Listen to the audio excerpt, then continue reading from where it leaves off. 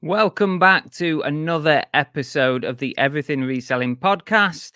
And today we have a very, very special lady joining us. And if we're still married at the end of this, it'd be a miracle. Hey, I'm Car Boot Chris. I'm a full-time UK online reseller. I operate mainly on eBay and also Whatnot, but also some other platforms as well. I'm going to bring you regular podcasts all about reselling, hopefully to keep you company, to entertain, or maybe to educate. Who knows? Welcome to the Everything Reselling Podcast.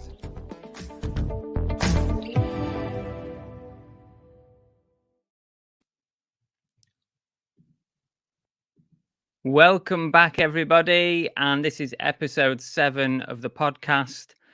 Today's an interesting one because we're talking all about what it's like being married to a full-time reseller or even a part-time reseller or living with a reseller. And who better than to ask about that than my own wife? So we're going to just bring her straight on. Here she is. They call her Bargain Bell. Hello. You all right? I'm good, thank you. Oh, thank you for joining us. From all the way downstairs in the living room. From all the way in the living room. Yeah, I thought it'd be interesting to bring Belle on, guys, because we have lots of chat about what it's like sort of living with me as a reseller. That what we call our marital discussions now, chats. Yeah, basically. I like to think so. I think we do okay, but I think there's lots of questions that I've got in my head and about how you sort of get by with a husband as a reseller. And we'll turn to the chat quite a bit as well to see what people have got to say, because we're live on YouTube right now. And also, if you are listening on Spotify or one of the other channels, thank you very much for tuning in. So for anybody who might not know who Bargain Bell is, do you want to give yourself an intro? I am officially the better half of Cookie and the Haydens. I am Annabell, Mrs. Hayden, or Cookie's mum, whichever way you want to look at me. But yeah, a few years back, I earned the title of Bargain Bell through one of Chris's YouTube videos that I got dragged into, and it's kind of stuck ever since. But to be fair, I think over the years of being with Chris, I have slowly earned that title. So I do like a good bargain.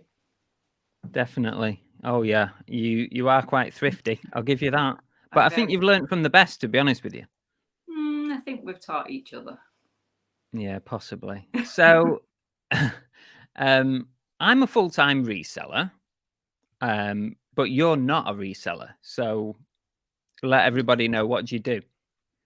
Well, we jokingly say I have the real job out of the two of us. So yeah, I have a full-time job. I work full-time for Devon and Cornwall Police in a safeguarding role, which I now do fully remotely as we now live in Wales, which is great. So yeah, that is my full-time Monday to Friday, well, Monday to Sunday, as it is this weekend, job. Yeah. So if we start off then, let's go right back to when I was a part-time reseller, because from 2015 to 2019, I was part-time and I had a normal job, like you do, a real job. And on the side, I did a bit of reselling. It was official. I did it as a business. I paid all my taxes and everything during that time. But do you remember much about when I was reselling back then and what life was like when I was part-time rather than full-time? Well, obviously, you becoming a reseller in the first place was a joint sort of venture, in the sense that we both discussed it, and we both, we came up with the business model that we were going to do. And at the beginning, we were kind of sort of doing it together when we were doing like gift packages That's where Movie Fusion sort of came from. So I probably played a slightly bigger role back then because it was a little bit more exciting, and like I said, it was just about earning a bit of extra cash on the promise that I could go on a few more holidays through the year. So yeah, it was obviously when you were working full time, it didn't feel like it was taking up a lot of time, because in the evenings it wasn't like you weren't massively like taking loads of time. It was just a case of selling the odd thing and then having to package it up. Apart from the fact that his packaging station at the time was in our bedroom, so I now have a phobia of the tape gun sound, having to listen. It was, wasn't it? I remember. To sleep. Yeah, my packaging stuff was all in our bedroom, and while she was sort of watching telly or something on the bed, I was packing up my parcels in the night time. Yeah, and it gradually just as you obviously became more and more interested in the reselling side of it, and especially then when you started to tag on doing the YouTube videos, it kind of migrated out of the bedroom and into what was the converted garage, so the movie room. That then got converted into your sort of office space as you started to grow. And also the conservatory. So that was kind of the beginning signs of what it was going to be like to be with somebody who was going to be full-time reselling when he got to that point. But obviously that was a lot more difficult because you were working full-time. And then by the latter end of it, it was literally come home from work and then spend all evening either doing YouTube videos or sorting your packaging out or listing and whatever else you were doing. So you basically got some of the early warning signs, didn't you, of what was to come? Yeah, I should have known then and ran. Yeah, you should have told me not to do it at that point. But yeah, at the moment when we were stood looking at the conservatory and it was just rammed full of boxes and we were trying to go, right, what's a better way of stacking this house? Yeah. It kind of evolved, even as when I was part-time, it kind of evolved because it went from just having a couple of boxes with stuff in to then having like a stacking system with boxes. And I moved it into the conservatory. And then obviously we didn't then have any conservatory to use anymore, even though we didn't use it much anyway. And it kind of evolved. And then I took over the movie room and that became a stock room. And yeah, it's weird how it evolved. When I think back, there's definitely a trend with the houses and the space you take up in them. Yeah, I guess so. Sorry. All right, here's another question for you. Did you ever think that reselling as we were doing it or as I was doing it would ever be a full-time job? Not to begin with, no. I just thought it was a bit of a hobby that would earn, like you said, earn you some extra cash so that we could just go on some nice holidays each year without having to stress too much about where the money was coming from.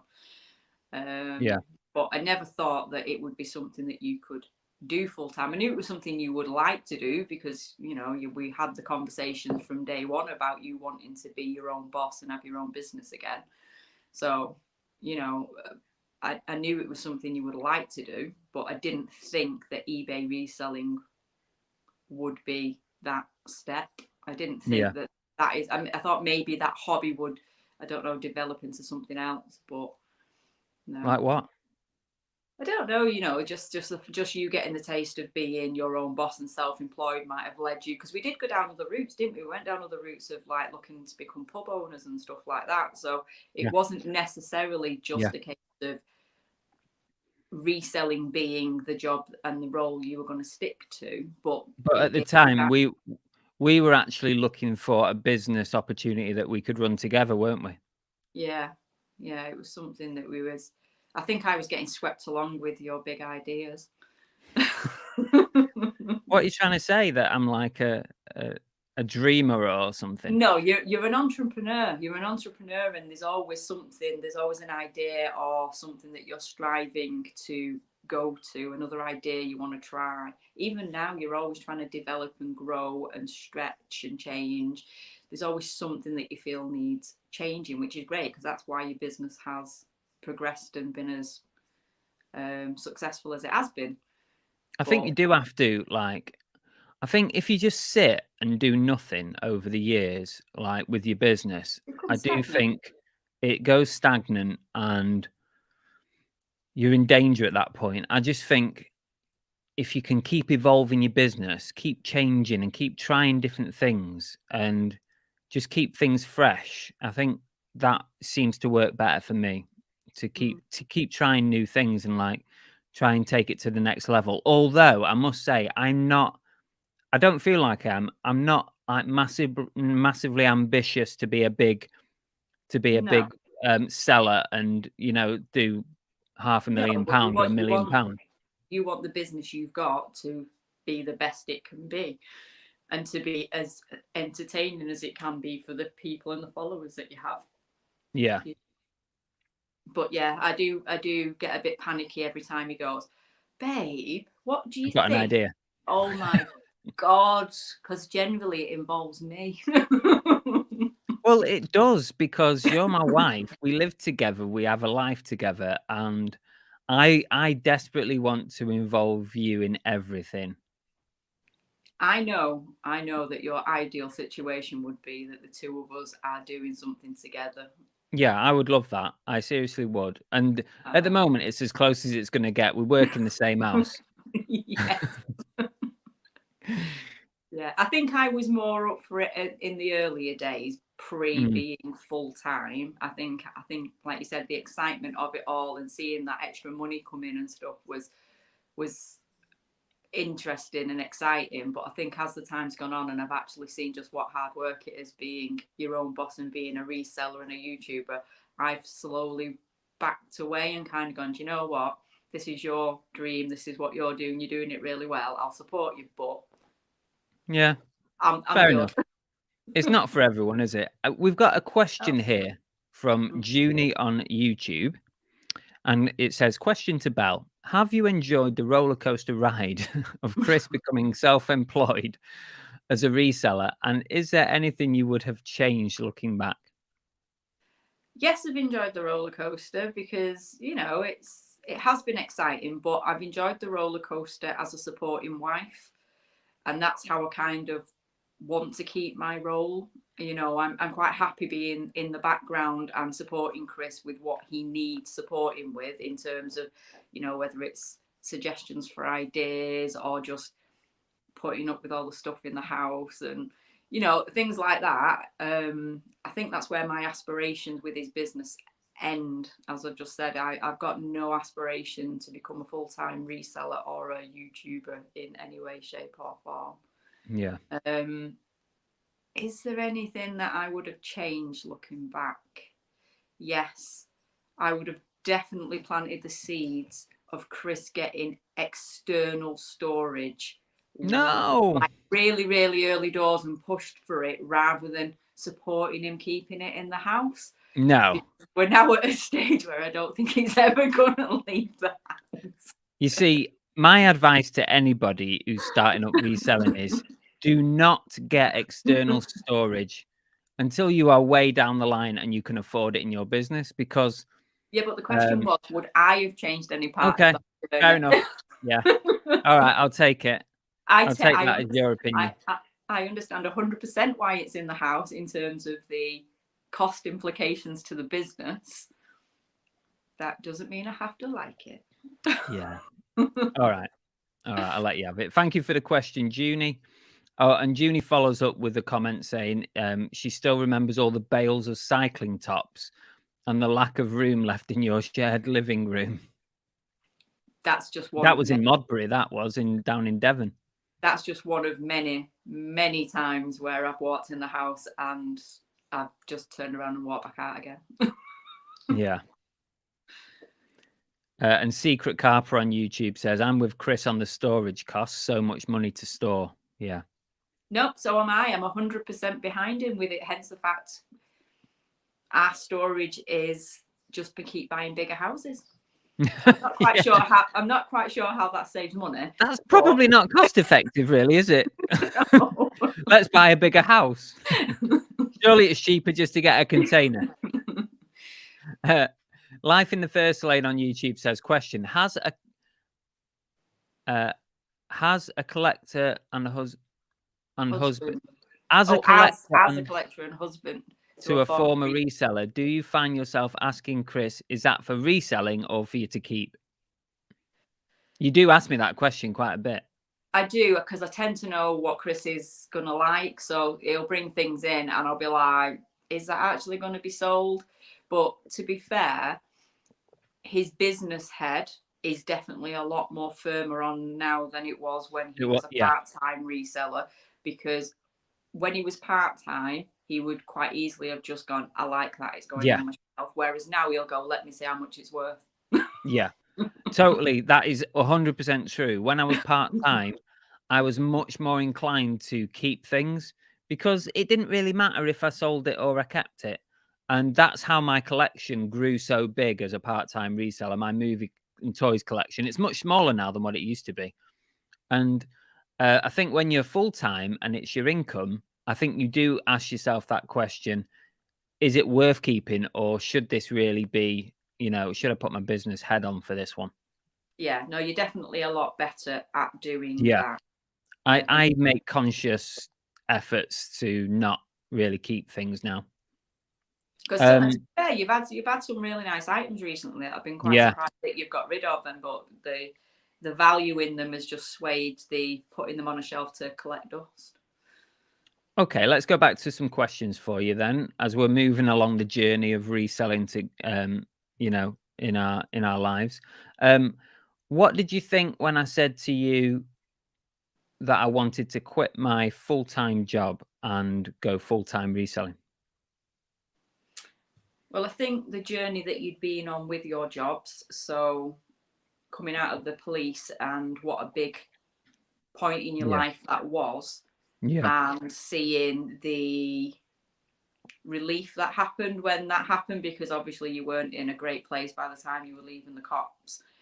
And then obviously you went into the job at Willowwood, which was a nice stopgap, but I think from that moment when you left the police, I think that was sort of the catalyst for you wanting to become your full-time reseller. And I kind of got the impression, even when you got that job, your heart was never 100% in it, and your eye was always sort of on the maybe we can make this move.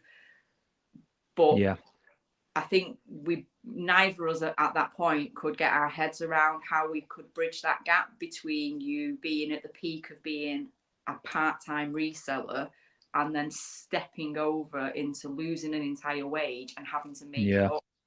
That initial bridging of that gap was kind of what kept you in your last job, I suppose, for as long as it did, because we just couldn't quite figure out how we financially were gonna get across there. So I kind of knew at that point that was where you wanted to go, but it was just a case of how were you going to get there. And then obviously we decided to make the move to Devon, and that kind of then it just snowballed from there. I don't even think we made any conscious decisions. It was just once we decided to move to Devon, it was like, well, there's no point in me getting another job.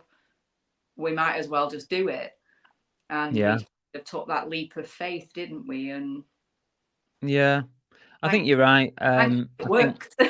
I think from the moment I left the cops and I got the job working for a charity, I kind of always thought there's a chance that I could do it. But you're right in the fact that it was such a big gap to bridge, because I was on some really good money in the police when I left. I took a pay drop to go and get my next job, which was 100% worth it, by the way. And then I was struggling. I was struggling. Next job.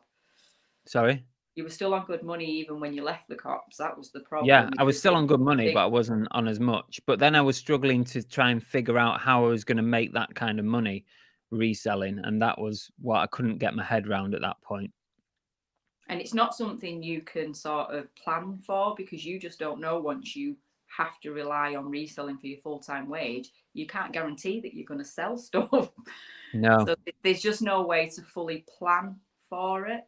It is a worry. I mean, it's a worry for everybody, I think. I think it's the big question that everyone asks when they are part-time. It's like, at what point should I consider being full-time? And it's a different answer for every single person, because everyone's got different different monetary amounts that they need to earn, and some people have a mortgage, some people don't have a mortgage, and all that kind of stuff comes into play. And it's an impossible question to answer, but it's probably the question that people message me most with, like on Instagram and Facebook. It's like, I want to be a full-timer. When should I do it? And it's, you can't answer it. We've got a question from Junie on YouTube. Do you have a good routine between you and Chris for doing such mundane things as the housework, cooking meals, walking Cookie? And do you ensure you always have quality time together? Says Junie, yeah. I would like to say we have a routine, but I actually don't think we do have a routine. It is quite haphazard, isn't it? It is very much however the day pans out on that day, because I have, obviously, when I'm in work, even though I'm at home, I tend to have to be at my computer. I can't just sort of be up wandering around all the time and just decide to go off. Whereas Chris's on some days, Chris's flexibility is more than mine. So we kind of just play it between us, where we'll either wait to see if Chris's morning is busy, and if he's busy, then I'll try and use my lunch to take Cookie out and things like that. Or, I mean, housework, we kind of just do it as we're going along, don't we? There's only two of us, so it's not like we have we don't generate a lot of mess. No, we don't generate a lot of mess. So we kind of made a conscious decision when we moved, especially when we moved to this house, because it was so much bigger than any of the other houses we've had, that we would just really keep on top of it as we're going along. Yeah. And we just sort of, things like meals and stuff, we just, either I just do it, or you just decide that. We kind of, we don't have like a rota or anything like that, if that's what you mean, Junie. We don't sort of have certain days of the week and we do this, and I don't have set chores and Belle doesn't have set things. I think I'd probably take on more of the housework side of it, just because when I finish work, I finish work. So I have the luxury of turning my laptop off at 4 or 5 o'clock, whatever time I've finished. And then if Chris is still working, or he's got stuff on in the evenings, like to do with YouTube, I'll just crack on with whatever needs doing in the house. So I probably do slightly more than Chris when it comes to that, but that's not, that's just like anybody else. You just fall into a way of working things, don't you? Yeah, definitely. No, I definitely don't think we have any form of routine. we like you said, we deal with it on a day-to-day basis, don't we? Because also you have health conditions that mean that some days you're up for doing stuff and some days you're not able to do it. So it can be different. She wants to go out. She's already been out. I've let her out. Literally stood huffing at the door. Just get her to come and sit up and sit on you. Come on. Come and sit down. No, I'm sorry if she starts barking. It's a good question.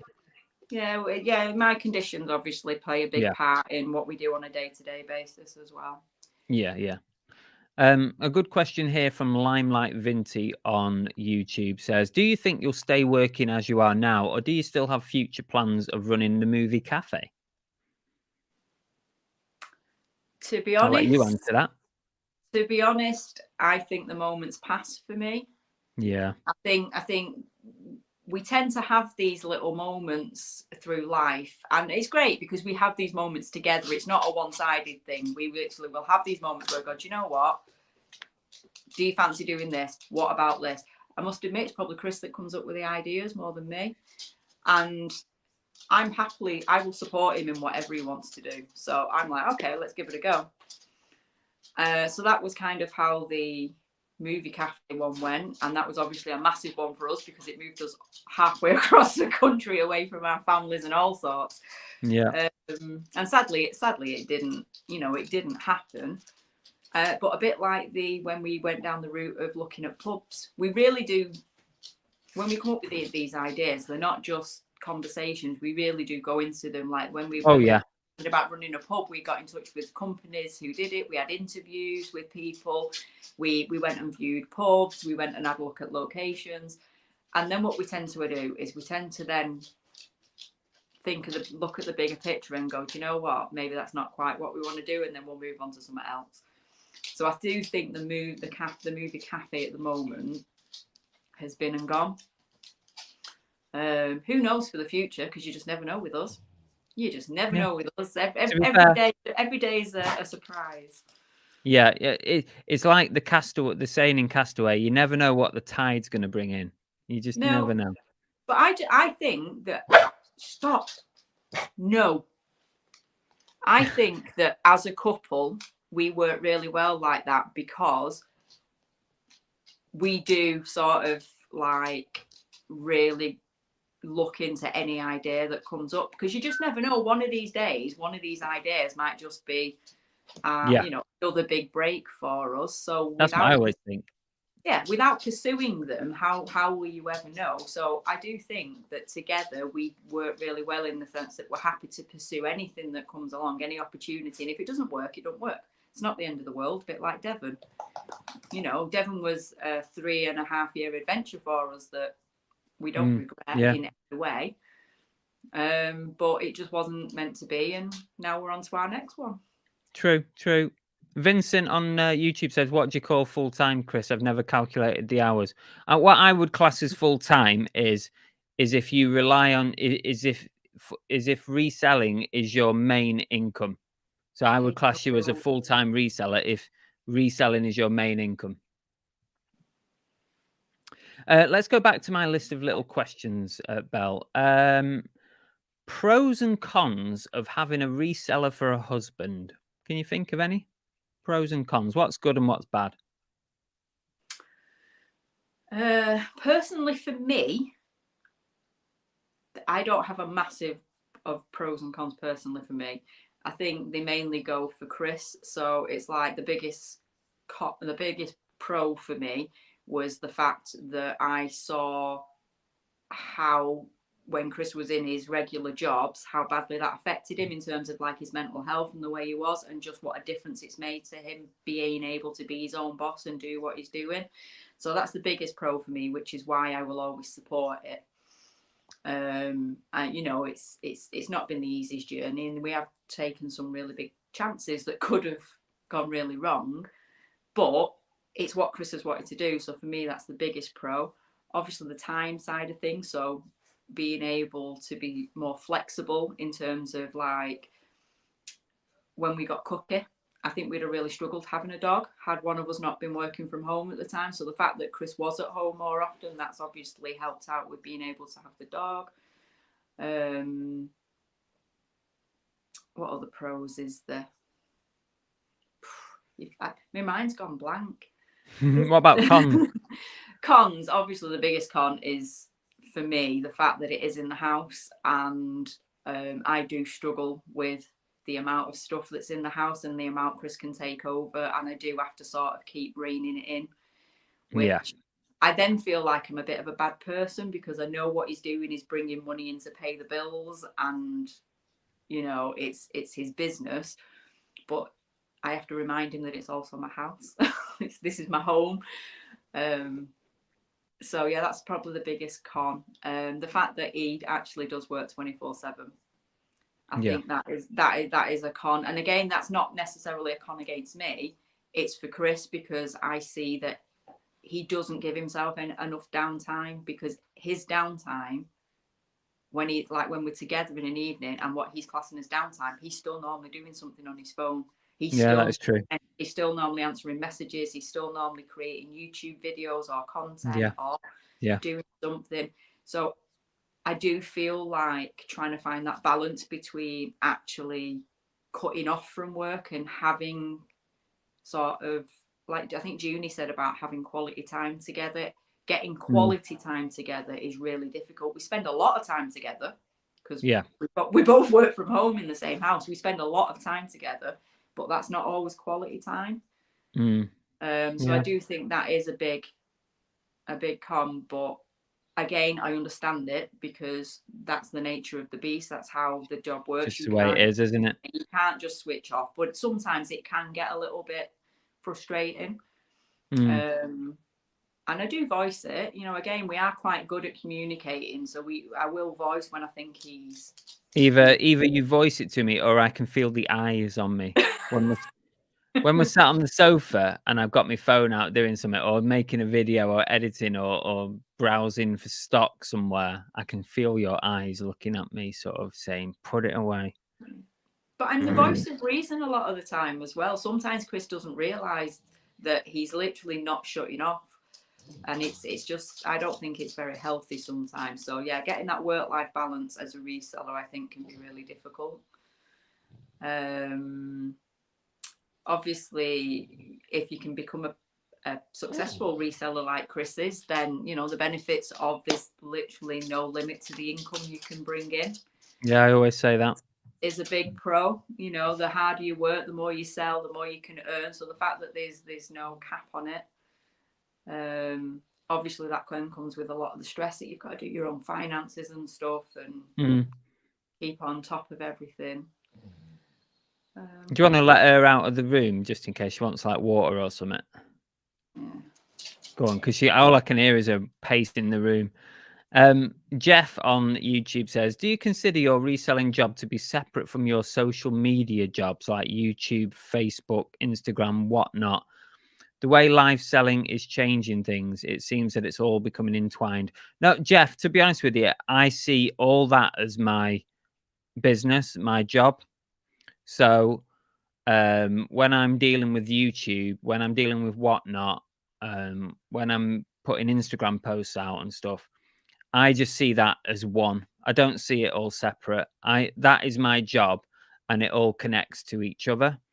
So I just see it as all one. It's like any income that I earn from YouTube goes into my one business. It's not separate. It's all just into one.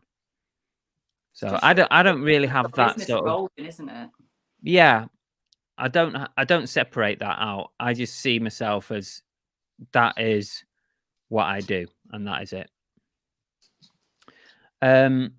Let's see if there's any more questions. Oh, Junie on YouTube says, does Chris have any bad habits around reselling other than the obvious ones of buying lots of stuff? And do you have any bugbears about it, e.g. chatting in bed about his best sale? I'd probably say the one thing that gets on my nerves the most is when we go to bed, he is usually then sat in bed on his phone. Like usually it's YouTube content he's creating.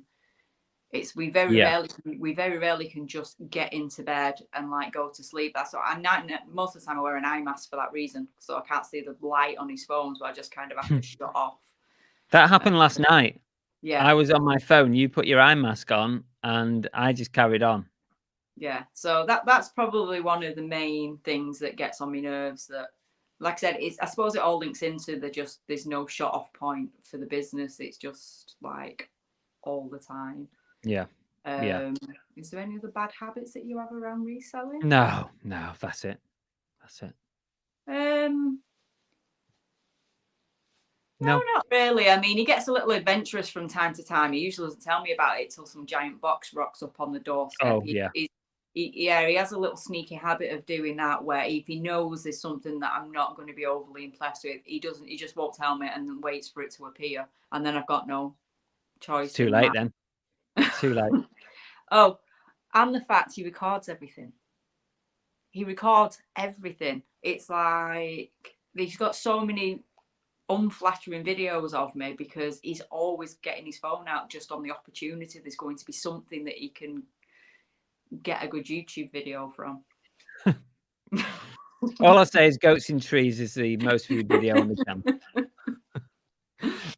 Fluffy Muffin on YouTube says, how do you keep a work-life balance? That's very, very difficult. He doesn't. We've kind of, if you go back to episode 1, where I was chatting with M's Den, we kind of covered work-life balance on that one, but it's very, very difficult as a reseller. And then it does fall back as being difficult on me then as well, because I do cut off with my job, 4:00 today, I'd finished, but then Chris was on his Whatnot show till whatever time. Then after that, he was down packing, and then he was doing something else, and then we've come straight into this. So it's like that balance just isn't there at all. But then it reflects on me sometimes, because I mean, I just accept it now as the norm. It's just like, he's not done, so that's it. But I can imagine with some people that maybe that would cause issues in a relationship, you know, having not being able to just kind of go, do you know what? No, he's not finishing till God knows what time tonight. Just leave him to it, and you just have to entertain yourself. There's a question here from Lana on YouTube, and it kind of links into my next comment or question that I was going to bring up. Lana says, do you think you would have still bought the same house if Chris wasn't a reseller? Do you think we'd have bought this house? Not a cat in hell's chance. This is way too big for two people. Yeah. Don't get me wrong, I love the house. The house is amazing. It's the best house we've ever had. But I don't think we'd have even considered looking at it, because we'd have definitely been looking at houses in a lower price bracket than what we bought this one for. And also, I think we would have, if we'd have been looking around here for a house, I think we'd have gone for a nice bungalow, don't you? Well, it's a conversation we've had, isn't it, in the terms of the long run with me and my health conditions, and just sort of being prepared for it. And we did look at bungalows, but we were having to look at very, very, very large bungalows with lots of storage space. So not enough space. A bungalow is something for the future for us, though. Definitely in our future plans. Once we get closer to retirement, I want us to change from where we are now, and I don't want us to move until that point from now onwards. But this goes, Lana's question there just kind of goes into what I had written down next. What the comment I wrote down was, buying a house isn't easy as a reseller. Not when your business is being run from the house, it isn't. No. From a number of point of views, really. I mean, firstly, when you're self-employed, getting a mortgage can be tricky. Mm-hmm. I mean, I'm lucky. I've managed to get a couple of mortgages now being a reseller, and it's not been a major problem, but it has had some challenges. But from secondly, when you work from home and you need the space for office room, you need the space for storage, then you've got to start thinking about the kind of house that you want to buy. You say that getting the mortgage wasn't a challenge, but I think I said it can be challenging. No, you said that you didn't really have any issues when we got one, but I think what you forget with that is we were in a very good position in terms of deposit. And I think had we not had the size of deposit that we had, I think we really would have struggled then, because we wouldn't have been as favourable with the mortgage companies. So just you being a reseller, self-employed, but I think probably would have been more of a problem. Yeah. But then definitely the size of the house we've got now. I mean, the people that lived here before literally had about, I think there was like about 10 people living in this house. And now I still pretty much only get the living room and the kitchen and every other room. And the bedroom. You got the bathroom. Even those rooms end up with stuff in them, depending on what you're doing. You got the garden. Give you a chance. So what's one of your big bugbears? And I totally understand it, because I don't particularly like it myself, but I don't have much choice. And that is storage and having the business at home. And that's a pain, isn't it? Let's face it. It's probably the only major downfall of you being a reseller, is the fact that you have to run it from home for the cost side of things. And that then means that we then have to deal with the mess that comes with it. And I try, when we moved in here, I tried to start off really organized, and it's still fairly organized. But at the minute, the extra back bedroom that we have is currently being used for other means. I had to put my nephew in the attic the last 2 nights because he couldn't get in the spare room. Yeah, but that's just because I've just recently done a big deal on a load of stuff, a load of figures and toys, which I'm slowly working my way through. So that room will become free again. Don't worry, dear, it will come free again. But yeah, it's sometimes like that though. When you do a big deal, it's for a little while. You've got to put it somewhere. No. Let's make this realistic. That room had stuff in it before you brought the rest of the stuff in. That room has not had stuff in it. It was just a couple of boxes, though. It was manageable. You could still sleep in there. Each time somebody came, you've had to maneuver stuff out and put it in your office for the days they're there and then put it back. We've never just had that as a spare room. And you're slightly then avoiding the fact that it's not only the spare room at the moment, I also have a clothing rail on the landing in front of the door to the spare room. Okay. Yeah, exactly.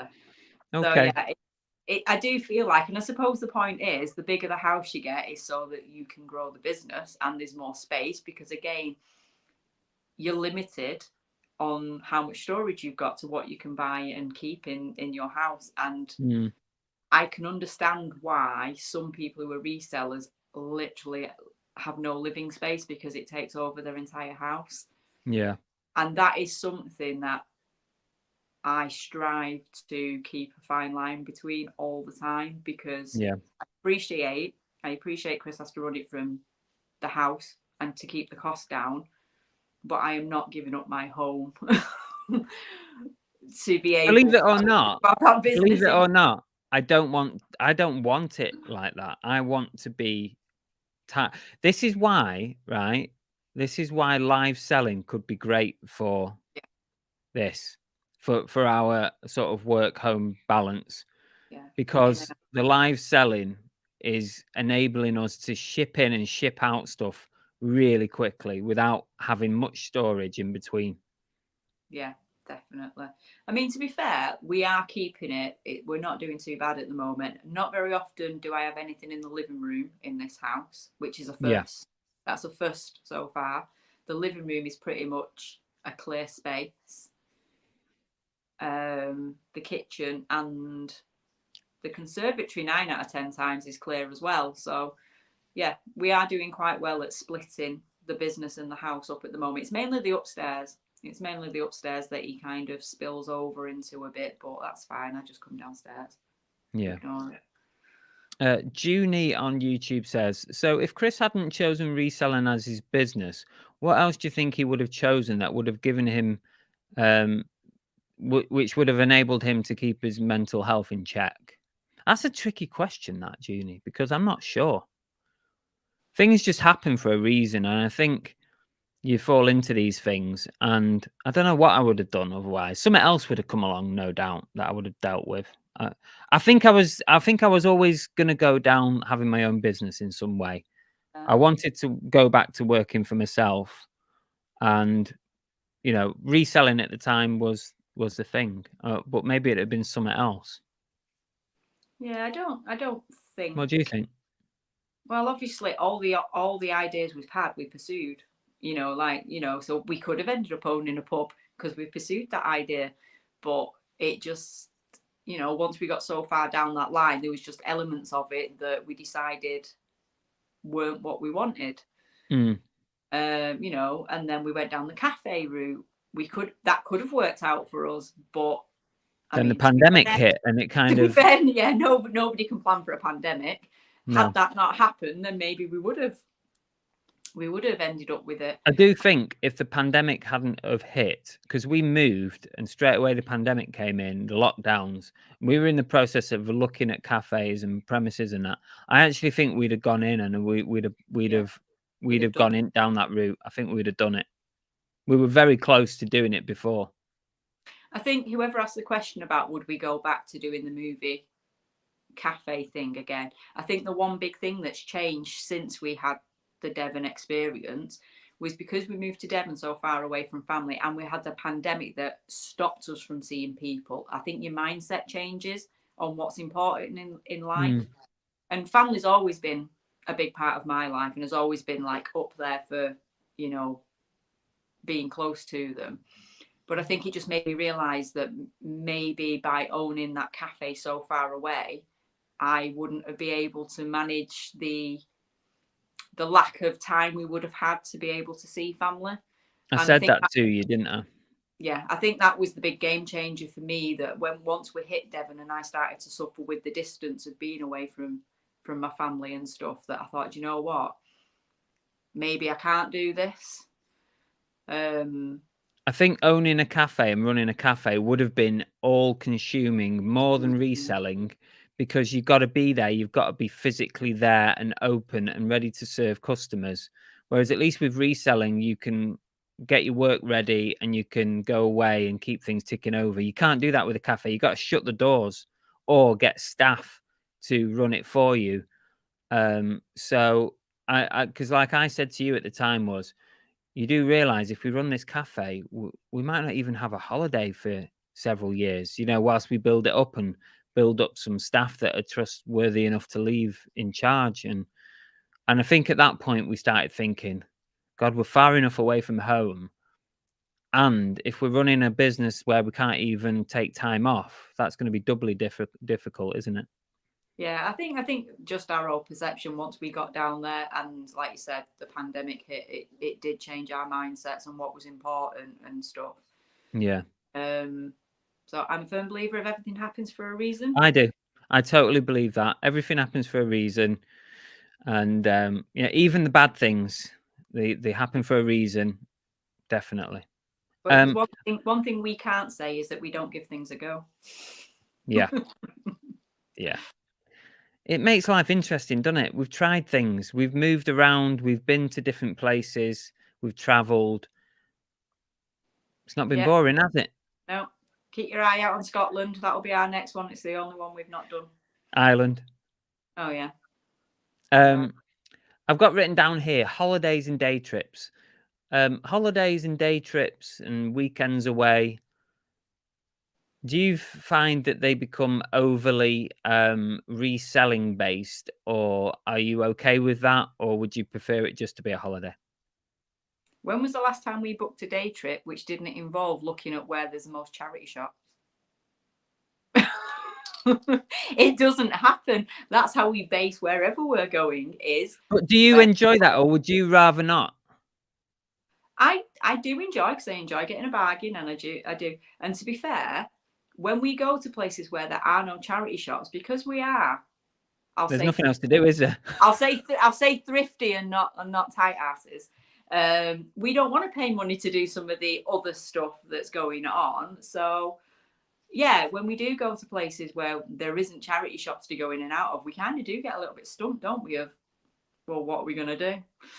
So no, I do quite enjoy it, but the question was, does it become overly and yeah, everything we do in terms of day trips does have a bit of a mindset of being able to thrift and look for stuff, because we do have to remind ourselves sometimes, depending on where we're going and what we're doing, that we can't end up with a car full of stuff. Yeah. Like if you, because I mean, like last year we went away for my birthday in January, didn't we? And we stopped at like 2 or 3 different places over a couple of days. Well, the last thing you want then is and we had the dog. The last thing you want then is to be having to lug a load of stuff you bought from charity shops in and out of hotels every other day, because you can't leave it in the car. So yeah, we have to think about the logistics sometimes. Yeah, sometimes we have to think about the logistics. And in terms of going on holidays, depending on where we're going, some of the holidays are quite thrifty, like when we go to like America. It totally depends on where we go, doesn't it? Yeah. But if we go somewhere beachy, somewhere, like, I don't know. If we went to Spain, for example, it would just be a holiday, wouldn't it? We wouldn't be doing anything else. And the only thing then, obviously, is even though he says it's a holiday, Chris will still be working to some degree. He will still. Yeah, I'll be ticking over. I'll be keeping the eBay ticking over and stuff, Yeah. Here's a question for you then. I'm surprised no one's actually asked it yet. Do you think that you could be a full-time reseller or even a part-time reseller and work alongside me? Would you ever want to? Don't want to offend anybody, but not a cat in hell's chance. No. You've never really wanted to do it, have you? No. You've never wanted to do it. Even if I said to you, we could be a partnership and go together, or we could be a limited company and we could work together and just pool our resources. I could go out and buy, and you could list. Well, there's your answer. You've already given me the worst job. You're literally going out buying, and I'm sitting at home listing everything. So You're good at listing, babe. You're good No. at listing. No, it's again, it's not been an aspiration of mine. Even going along the journey with Chris, I've always been happy to support him and be on the sidelines, but I've got no aspiration to do it myself. And I always say it, which doesn't kind of work as well as it used to when I used to say this, because my circumstances have changed, but I'm a people person, and I think reselling is quite an isolating job. That's one of the cons of it. It is quite an isolating job, and I've always enjoyed going out to work. I've always enjoyed the interaction and stuff like that, which I said it has changed because I now work fully from home. But I do spend a lot of time keeping in touch with my colleagues and teamsing people and chatting and stuff still, because I need that interaction.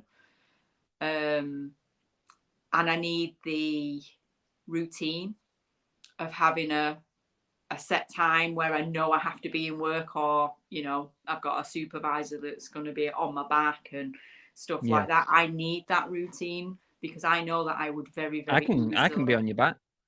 No. I know that I could very, very easily slip into like really poor habits and just wasting time. It is a danger as a reseller when you've seen me sometimes if I'm up late and stuff like that, you can slip into that. I think I lack a lot of, I don't know if it's because I don't have a massive interest in it, but I lack motivation with stuff like that. And I mean, I used to help Chris out a lot more than I do now. I used to help Chris out with listing. I'd sit here in an evening and I'd be watching telly and I'd be doing it. And I probably haven't done that now for, I'd say, the last 12 months. It's gradually got less and less and less to the point where I don't do anything now. And that's just helping Chris out. So I just feel like if I was doing it full time, I think you'd have a different mindset if you were full time. You'd need to be bringing the money in, so you'd have to do it. But I think the good thing about all this is that, like, if you ever got to a situation where you couldn't do your job, or you didn't have a job, you could always step into it because you know what you're doing. You know how to source. You know how to list on eBay. You know how to sort your packaging out. You know how to do it all. And you could step into it if you had to. Yeah, I know. And I think that's a frustrating thing for you because I could do it.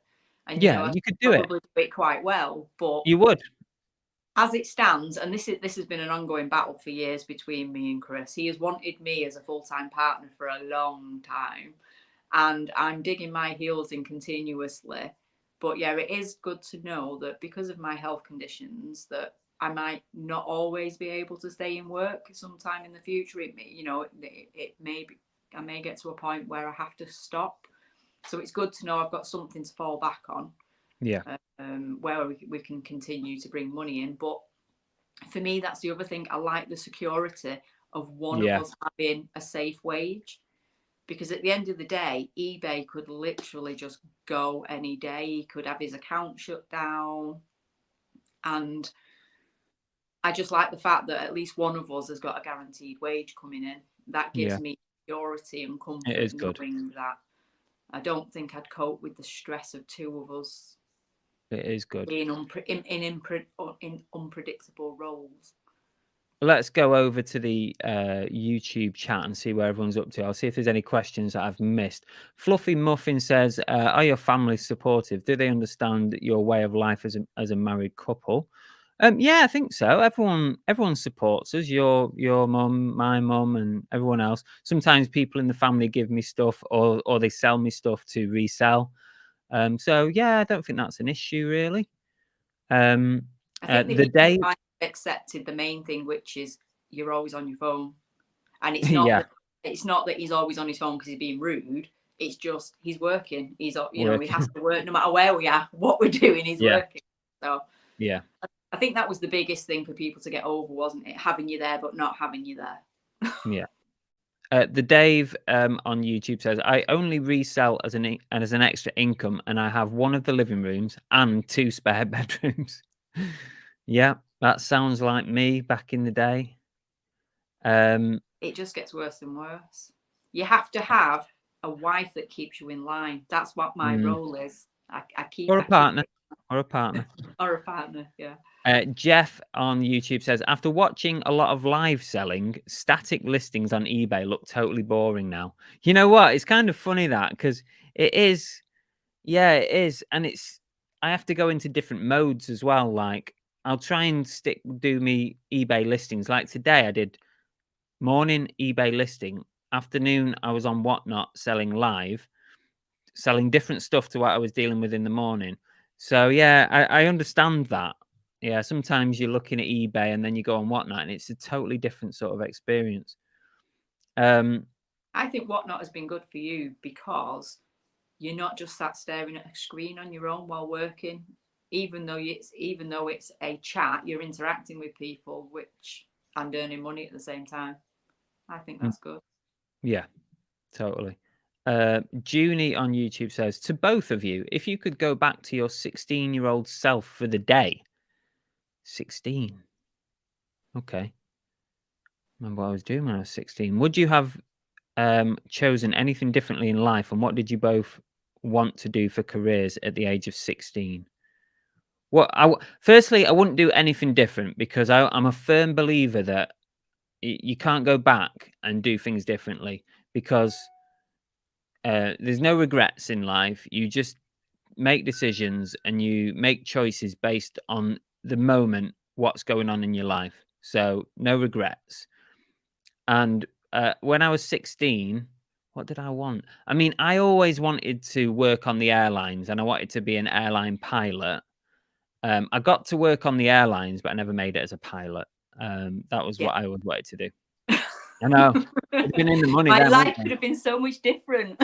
Yeah. What about you? What did you want to do when you were 16?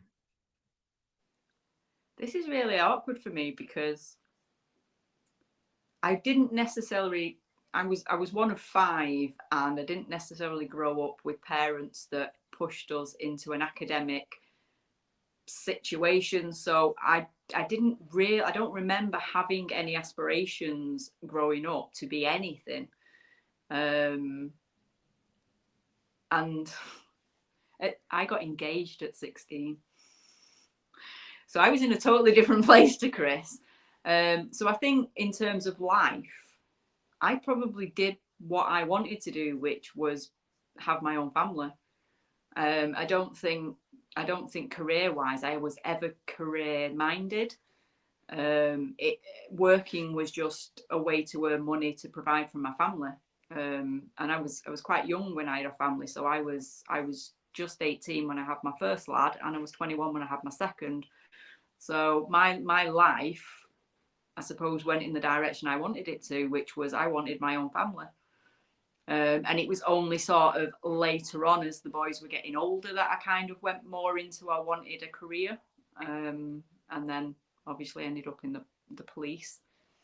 And I've loved that ever since. I've never wanted to do anything else since then, because I think all my job roles I've had have been caring job roles. So I did a lot of jobs, a lot of like home care, nursing homes, care manager job roles and things like that.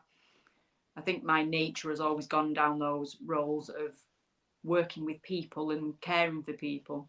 So yeah, I don't think I would have changed any way that my life went. No. Other than meeting Chris maybe a bit sooner. But a question from Chris Tyler on YouTube. Does Belle sway away from talking to her friends or colleagues about what Chris does, knowing that people don't think it's a real job? Have you ever sort of... People love it. People are fascinated when they know that Chris is a reseller. I don't shy away from it at all. People think it's fascinating when I tell them what he does and, you know, the lifestyle we have in terms. Don't get me wrong, people don't want my lifestyle. They don't want to have to live with somebody who fills their house full of crap. But they are fascinated when I tell them that he makes a full-time wage out of it. And especially because up until recently, Chris was earning more than I was. I was in a full-time paid job and Chris was earning more than me. So to be able to say that to people, I've always been quite proud of how successful Chris has been and what he's done with his business. So no, I don't shy away from it at all. People generally don't think that you can earn a living just by selling on eBay, do they? Most people don't think you can do that. You'd be surprised how many people get quite engrossed in the conversation when you're having that conversation. The minute you say to somebody, "Oh, my husband's an eBay reseller," it's like, "Oh, okay, what's that? How does he do that? What does he sell?" So yeah, and then when you go down the route of going, he also has YouTube. Wow, whole new can of worms is opened. Mind blown. And then you just in the duck race. Let's talk about YouTube. That brings me nicely onto my next little comment. And YouTube is part of my business. It's not a massive part of my business, but time-wise, it is a big part. Monetary-wise, not a massive part. But you actually don't really like doing much on YouTube, do you? I mean, you love the Monday night show. You love doing that, don't you? But whenever I ask you to get involved, even I was asking you to do this podcast tonight, you always kind of push back, don't you? Hate it. I'm not a big YouTuber. I don't watch YouTube videos. I don't go on YouTube. It's just not something I use. Never have done. And I've never been comfortable in front of a camera. I hate the sound of my own voice. I will not be listening to this podcast back. Not even on Spotify? Not even on Spotify. I'd literally get sweaty palms. I'm only talking to my husband on a camera and I've got sweaty palms. You know, someone commented early on in this podcast and said, Belle looks terrified. Yeah, I am. I hate it. I absolutely hate talking to a camera. Don't ask me why, but on a Monday, because of how amazing our chat is, and I feel like, you know, we've got a lot of regular people that come and chat to us every week. I don't feel like I'm talking to a camera. I feel like we're conversing and the chat keeps us going. And I'm fine with that, happy with that. But when it's a one-on-one with me and a camera, I freeze. I never liked drama at school. I used to panic having to do drama because I don't like having to act. My brain flatlines the minute somebody asks me a question. I freeze. I think you're all right sometimes stage fright. when we do like random videos, like when we're on holiday or we're at, like when we did the Polar Express and stuff like that.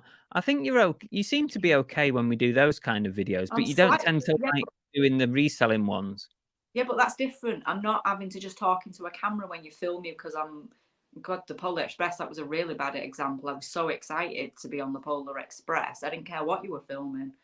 So I don't mind doing like little things like that. But when you focus me and say, right, I want you to sit down and do this, Christmas Day, you knew what you were doing Christmas Day. You knew if you'd have sat me down and said, I'm going to do this video for YouTube at the beginning, I wouldn't have opened my Christmas presents.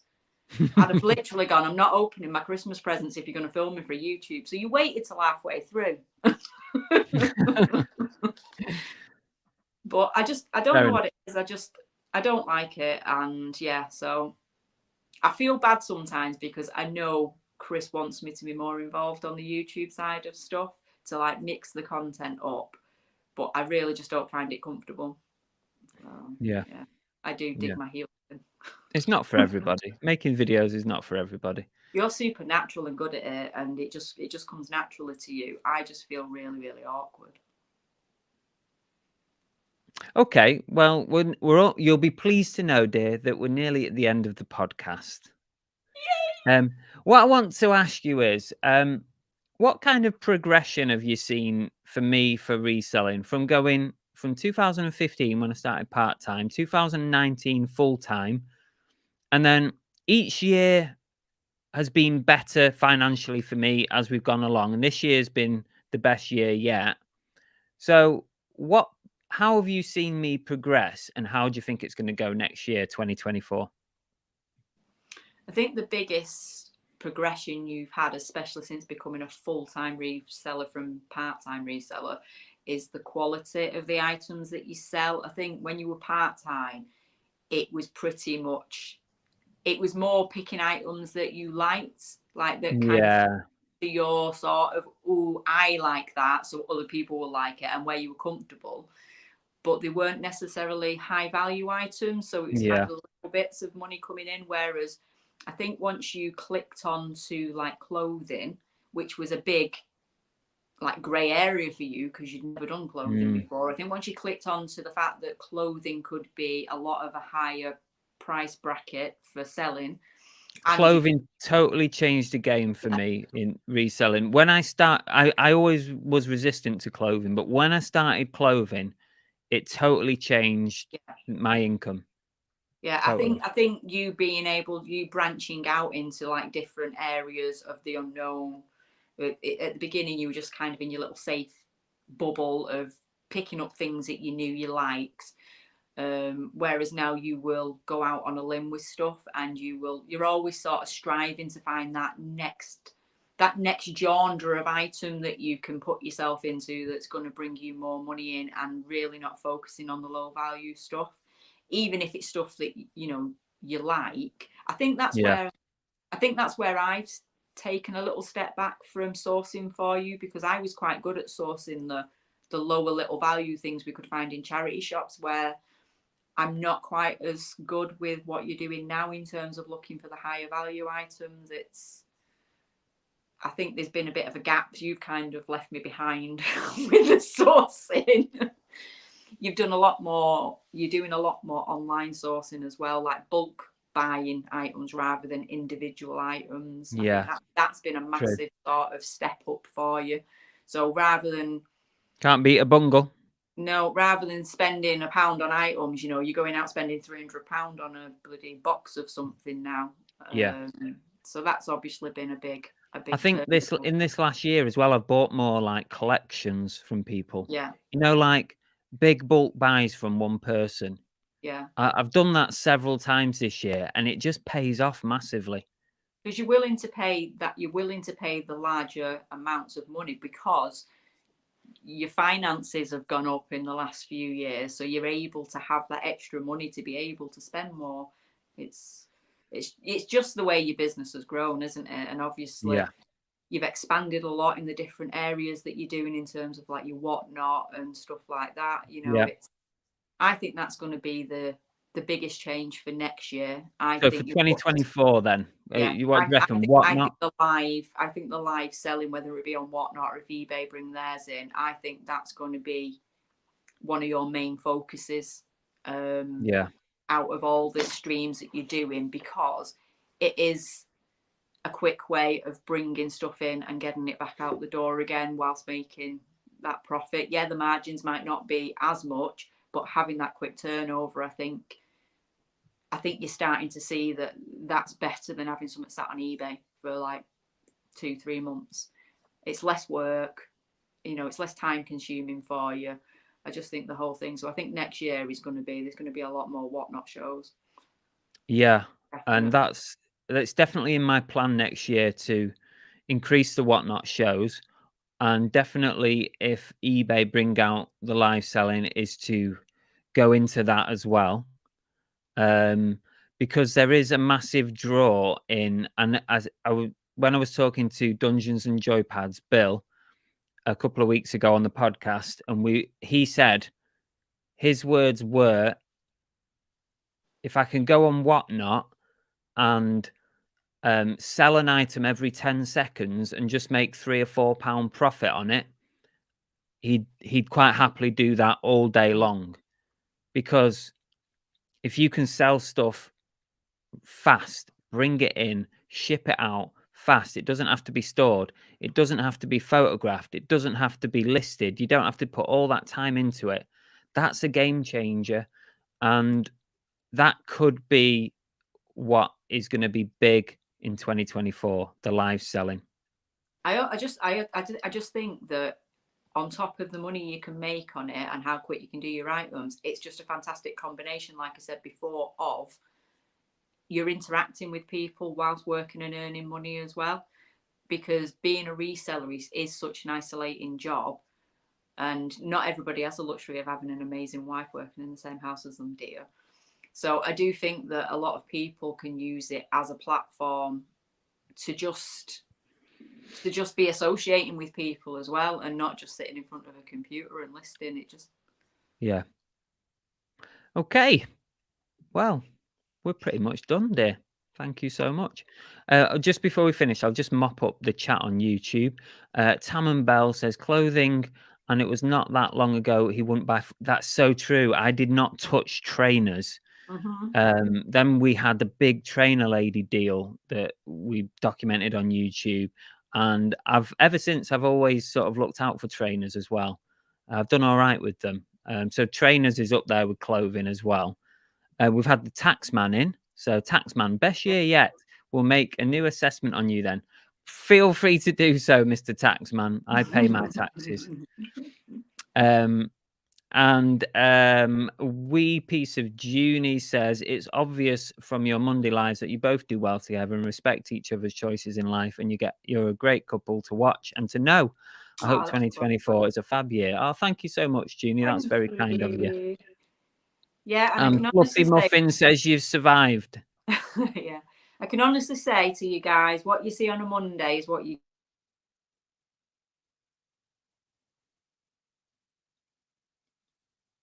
That is just the two of us. We do thankfully get on really well. Yeah, that's pretty much. There's no on a Monday Night Live. It's not an act. It's not. It's just that's just the way we are. Like, that's how we go. That's how we roll, isn't it? It is. Well, if we're finishing off, I will finish off with one final thing. Can I do a bell end on this one? Oh no, this wasn't scheduled. I know it wasn't. No, all I want to say is, for all the cons that can come with being a reseller's wife, I am super proud of everything Chris does with his business, and he has worked his absolute backside off since becoming a full-time reseller to make sure a roof has been kept over our heads. So I can't ask any more from him than that. So thank you. Thank you. And I too would like to end with a bell end. I'll just say thank you, dear, for being so supportive and for being there when I've needed you with reselling and everything and life. So thank you so much. You're amazing. Look at you. You're an absolute, you're a beauty as well. I'll finish up and thank you, Annabell, for coming on and being brave and for putting yourself out of your comfort zone. I really appreciate that. And thank you to everybody who's been watching here on YouTube and commenting with your questions and comments.